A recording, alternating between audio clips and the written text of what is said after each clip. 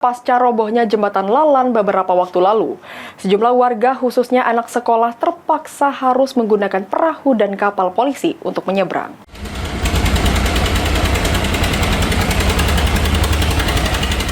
Pasca robohnya jembatan Lalan beberapa waktu lalu, ratusan warga dan anak sekolah di Kecamatan Lalan, Musi Banyuasin harus menaiki perahu dan kapal polisi untuk menyeberang melakukan aktivitas sehari-hari.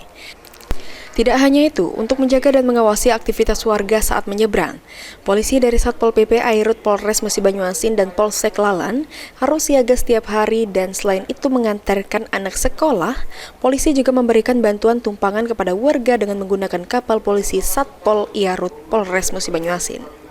Saat ini ada 2 unit kapal polisi dan 4 perahu yang disediakan untuk membantu warga yang ingin menyeberang secara gratis alias tidak dipungut biaya. Kegiatan penyeberangan di jembatan P6 di Sungai Lalan pada hari ini masih kita laksanakan penyeberangan membantu anak-anak sekolah dan masyarakat yang akan menyeberang dari Galisari menuju ke P6 maupun sebaliknya dari Desa Sukajadi P6 menuju Galisari P11.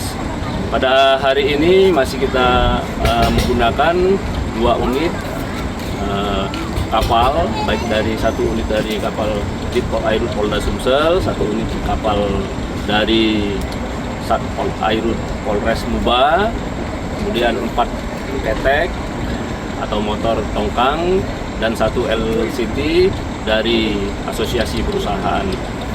Demikian. Polisi juga di lokasi menyiagakan sejumlah anggotanya untuk mengawasi warga yang menyeberang, terutama di pagi hari. Ruzi Iskandar, PAL TV.